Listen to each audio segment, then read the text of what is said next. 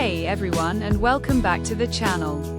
Today we're diving into a topic that might ruffle a few feathers, but trust me, it's going to be an absolutely wild ride. Have you ever thought about what makes a truly terrible host someone who just doesn't get it when it comes to hospitality, whether it's at a party or on the global stage? Well, today I'm making a bold claim that might just change the way you look at international relations forever. I'm talking about the United States of America, and why it just might be the absolute worst host in the entire history of the world. Now I know what you're thinking. Whoa, that's a pretty strong statement. And you're right, it absolutely is. But hear me out, because we're not just going to throw accusations around, we're going to break down exactly why the USA, with all its power and influence, often falls flat when it comes to being a welcoming and considerate global host. We're going to explore this from so many different angles.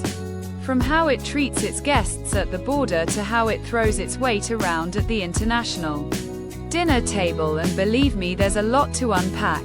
So buckle up, get ready to challenge some long-held perceptions, and let's figure out together why Uncle Sam might need a serious lesson in hosting etiquette. First up, let's talk about the welcome mat, or rather the minefield that often greets those trying to enter the United States. For centuries, America has been touted as the land of opportunity, a beacon for immigrants and refugees seeking a better life, a place where the streets are practically paved with gold and dreams come true. But the reality for many is a stark contrast to this idealized image, with complex visa processes, daunting legal hurdles, and often inhumane conditions at the border. It's like being invited to a grand party only to find a locked gate and a very aggressive bouncer at the entrance. The historical narrative of the melting pot, where diverse cultures blend harmoniously, often clashes with periods of intense xenophobia and restrictive policies. We've seen it throughout history, from the Chinese Exclusion Act to the Japanese internment camps.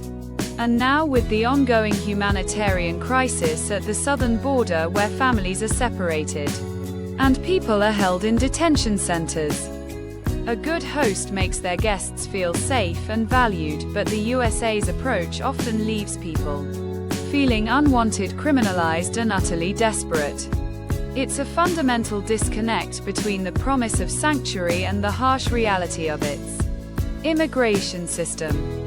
Then there's the way the USA plays the role of the global party planner, always seeming to insist on picking the music and dictating the guest list when it comes to international alliances and foreign policy. The United States often exhibits a "my way or the highway" attitude, expecting its allies to fall in line with its agenda, even if it doesn't align perfectly with their own national interests. It's like hosting a collaborative potluck, but then telling everyone exactly what dish they must bring and how they must prepare it. This unilateral approach can strain relationships and undermine the very spirit of cooperation that alliances are supposed to foster. The country's history of interventionism, whether it's through military action or political interference, is often framed as bringing liberation or stability to other nations. However, the long-term consequences have frequently been anything but stable, leaving behind power vacuums, resentment, and prolonged conflicts that destabilize entire regions. A good host doesn't barge into another person's home uninvited and start rearranging the furniture. But the USA has a track record of doing just that, often with devastating ripple effects for the local populations. It's a pattern of imposing solutions rather than fostering self-determination, which rarely leads to genuine peace or partnership.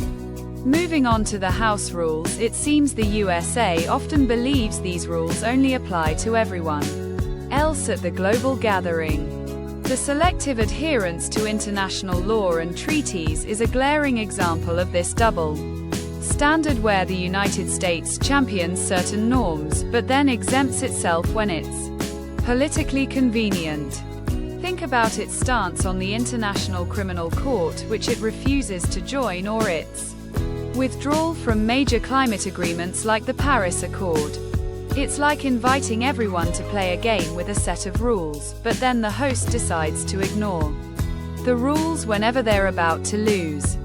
This selective engagement undermines the credibility of international institutions and sends a message that global norms are optional for the most powerful player.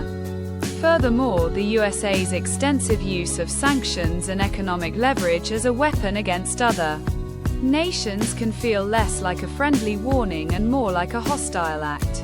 It's a powerful tool that can cripple economies and inflict hardship on civilian populations, often without direct military intervention. This approach feels less like a supportive host and more like one who holds your wallet hostage until you agree to their terms. Let's not forget about the guest bedroom, which sometimes feels like it's full of surveillance cameras when the USA is involved. The revelations about global surveillance programs and widespread data collection by U.S. intelligence agencies have profoundly impacted international trust and privacy. It's like being a guest in someone's home only to discover they've been secretly recording your conversations and monitoring your every move. This erosion of trust makes it incredibly difficult for other nations to engage openly and securely with the United States. The long reach of U.S. legal jurisdiction beyond its borders also raises significant concerns about national sovereignty.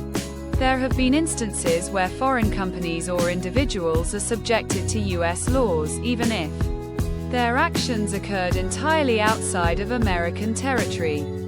This extraterritorial application of law can feel like an overreacher host trying to enforce their house rules in someone else's backyard. It creates an environment where other nations feel constantly under scrutiny and potentially subject to legal action from a foreign power, which is hardly a welcoming or respectful dynamic. Now let's talk about the shared wallet, where the USA definitely controls the purse strings and often dictates how the money is spent. The immense power of the US dollar as the world's primary reserve currency gives the United States unparalleled economic leverage globally. This means that US domestic financial policies and economic stability have a ripple effect that can impact every corner of the planet. It's like being at a group dinner where one person insists on paying the bill but then demands everyone else contribute exactly what they say and when they say it. When the USA engages in trade wars or implements protectionist policies, it can disrupt global supply chains, harm international businesses, and create economic instability for countless other nations. While these actions might be intended to benefit American industries, they often come at a significant cost to its trading partners. A good host considers the well-being of all their guests, but these economic maneuvers often prioritize national self-interest above global economic harmony. It's a powerful position that carries immense responsibility, and often the USA's actions suggest it's not always prioritizing the collective good. Consider the local attractions, where it often feels like only the American version is truly celebrated or promoted. The dominance of American culture through Hollywood music and consumer brands is undeniable, and while it's a testament to its soft power, it can also be perceived as cultural imperialism. It's like going to a cultural festival hosted by the USA, where all the food, music, and art are predominantly American and other cultures are merely side attractions. This can overshadow local cultures and make genuine two-way cultural exchange difficult. The gap between the idealized American dream presented globally and the internal struggles with inequality, racism, and gun violence also creates a perplexing image for international observers. People around the world see the glossy advertisements, but also the news headlines about social unrest and deep divisions. A good host presents an authentic picture of their home, not just a curated highlight reel. This disconnect can lead to disillusionment and a sense that the USA isn't being entirely honest about its own challenges. Then there's the role of the security guard, which sometimes morphs into the role of the bully. The extensive network of U.S. military bases worldwide, while often intended to provide security and stability, can also be a source of resentment and friction for local populations. It's like having a very large and heavily armed security guard permanently stationed in your living room. While some nations welcome the protection, others feel their sovereignty is compromised or that they are being drawn into conflicts that are not their own. The environmental impact of these bases and the social issues that can arise from a large foreign military presence further complicate the host-guest relationship.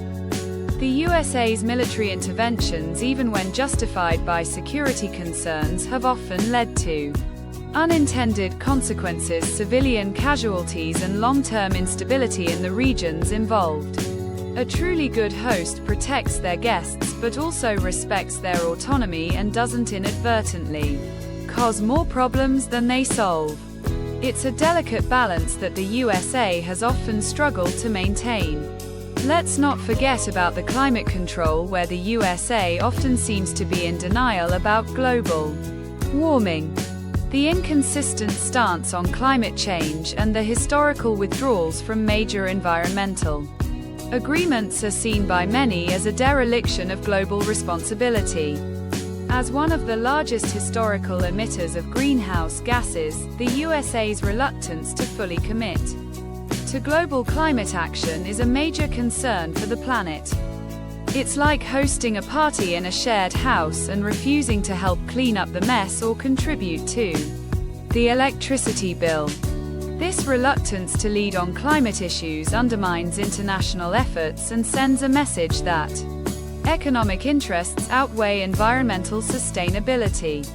It creates a sense of frustration among other nations who are grappling with the immediate and severe impacts of climate change.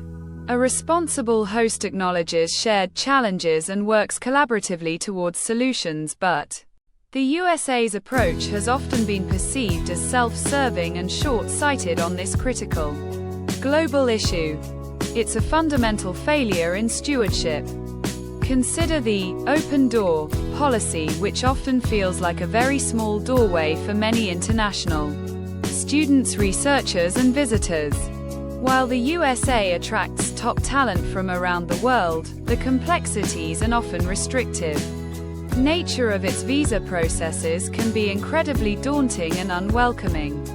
It's like putting out a sign that says, "Everyone welcome," but then making people jump through endless hoops just to get inside.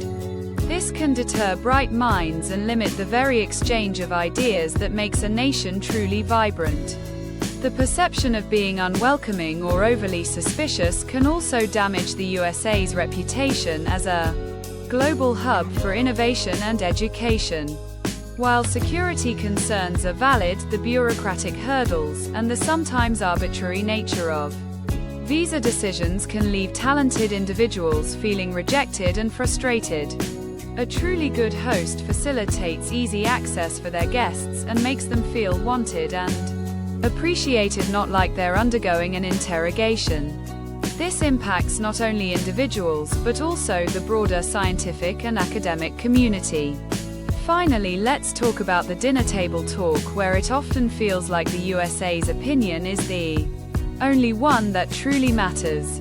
In international forums and diplomatic discussions, the United States frequently dominates the conversation and can sometimes override dissenting voices or push its own agenda forcefully. It's like being at a dinner party where the host talks over everyone else and dismisses any opinions that don't align with their own. This approach stifles genuine multilateralism and the spirit of equal partnership. The increasing political polarization at home also casts a long shadow over its global image-making. it harder for other nations to predict US foreign policy or trust its long-term commitments. A stable and predictable host is essential for building strong relationships, but the USA's internal divisions often project an image of inconsistency and unreliability. This makes it challenging for other countries to truly collaborate and plan with the United States. As a dependable partner, it undermines the very foundation of trust in international relations. So after all this discussion, what have we learned about the USA as a global host? We've seen